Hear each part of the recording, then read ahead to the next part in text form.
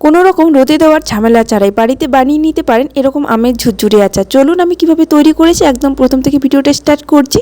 তো hello everyone, কেমন আছো সবাই? আমি তো ভীষণ ভালো আছি। প্রথমে আমি গেছিলাম গাছে আম পাড়তে, আমাদের নিজেরই আম গাছ আছে। তো সেই গাছ থেকে আমি আম পেড়িয়ে এনেছি। এখন আমি আমগুলোকে এখন ভালো করে ধুয়ে নিচ্ছি। তারপর এখানে দেখুন, এখানে আমি কিন্তু অনেকগুলো আম নিয়ে বসি। আজকে সবগুলো আমের ঝুরঝুরে আচার বানাবো না, অন্যদিন অন্য কিছু আচার বানাবো, সেটা তোমাদের সঙ্গে শেয়ার করব। চলো, এখানে আমি 4টা আম নিয়েছি। এখানে 4টা আম দিয়ে জল দিয়ে ভালো করে পরিষ্কার করে নেওয়ার পর এখানে আমি একটা মিডিয়াম গ্রেটার নিয়েছি।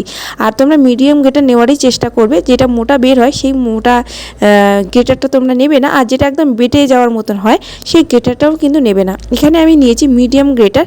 চলো কীরকম হয়েছে, এরকম ঠিক এরকম হবে। মিডিয়াম গ্রেটার দিয়ে করলে ঠিক এরকম হবে।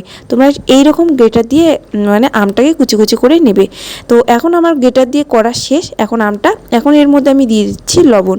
আর লবণটাকে দেওয়ার পর এখন ভালো করে মেখে নিতে হবে। 15 মিনিট মাখার পর রাখতে লাগবে, যাতে জলটা বের হয়ে যায়। আর এখানে আমি মশলা কিছু নিচ্ছি। এখানে নিয়েছি আমি সর্ষে, তারপর এখানে নিচ্ছি শুকনো লঙ্কা, তারপর এখানে নিচ্ছি আমি এখানে মৌরি, তারপর এখানে আমি নিয়ে নিচ্ছি মেথি, তারপর এখানে আমি নিয়ে নিচ্ছি এখানে ধনে, আরও এখানে দিতে লাগতো জিরে, কিন্তু আমি স্কিপ করে গিয়েছি। এখন আমি শুকনো খোলা এগুলোকে ভালো করে ভেজে নিচ্ছি। এগুলোকে এখন ভেজে নেওয়ার পর আমি কিন্তু বেটে নিব।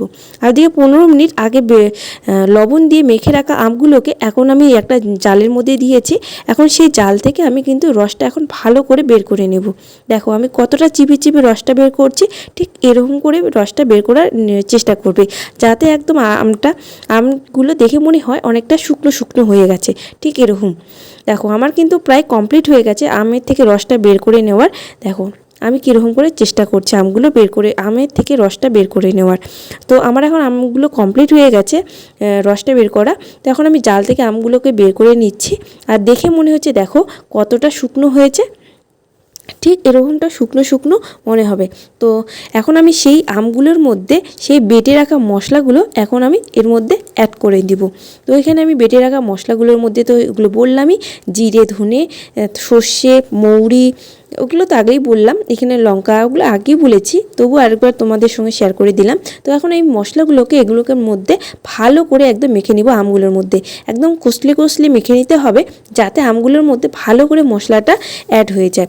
তো এর মধ্যে আমি দিয়ে দিচ্ছি হলুদ। তারপর হলুদ দেওয়ার পর আবার কিন্তু তোমাদের মাখতে হবে, একদম ভালো করে মেখে নিতে হবে। আর এদিকে আমি গ্যাসের মধ্যে তেল বসিয়ে দিয়েছি, সর্ষের তেল। আর সর্ষের তেলের মধ্যে আমি কিছুটা লবণ দিয়েছি, আর কিছু একটু 1 চিমটে হলুদ দিয়েছি। তো এখন আমি তেলটাকে ভালো করে গরম করে নেওয়ার পর সেই মেখে রাখা আমগুলোর মধ্যে কিন্তু এখন আমি অ্যাড করে দিব। তো এখন আমি এই অ্যাড করে দিচ্ছি সেই মেখে রাখা আমগুলোর মধ্যে।